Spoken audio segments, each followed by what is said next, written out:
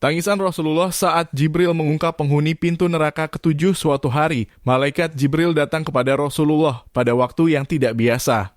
Wajahnya tampak berbedah penuh kesedihan. Rasulullah pun bertanya, "Wahai Jibril, mengapa aku melihat wajahmu berubah?" Jibril menjawab, "Wahai Muhammad, aku datang saat Allah memerintahkan agar api neraka dinyalakan. Tidak pantas bagi siapapun yang mengetahui kebenaran neraka, siksa kubur, dan dahsyatnya azab Allah untuk bersukacita sebelum ia merasa aman darinya." Rasulullah lalu meminta, "Wahai Jibril, jelaskan kepadaku tentang neraka Jahanam." Jibril berkata, ketika Allah menciptakan neraka Jahanam, api itu dinyalakan selama 1000 tahun hingga memerah, 1000 tahun hingga memutih, dan 1000 tahun hingga menghitam.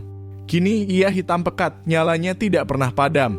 Demi Allah, seandainya terbuka lubang neraka sebesar lubang jarum, panasnya mampu membakar seluruh penduduk bumi. Dan seandainya satu pakaian penghuni neraka digantung antara langit dan bumi, niscaya manusia akan binasa karena panasnya. Jibril melanjutkan, neraka memiliki 7 pintu. Jarak antar pintu sejauh 70 tahun, dan panas setiap pintu berlipat dari pintu sebelumnya. Rasulullah meminta penjelasan satu persatu. Jibril menyebutkan 6 pintu neraka dan penghuninya.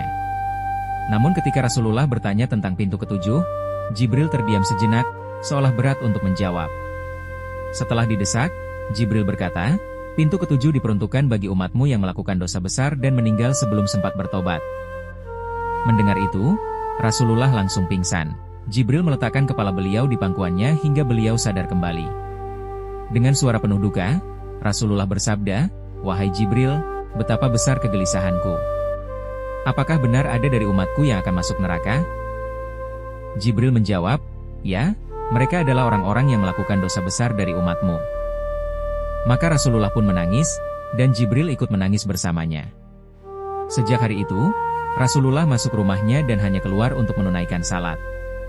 Selama beberapa hari beliau tidak berbicara dengan siapapun. Dalam salatnya, tangisan beliau terdengar begitu pilu, sebagai bukti betapa besar kasih sayangnya kepada umatnya.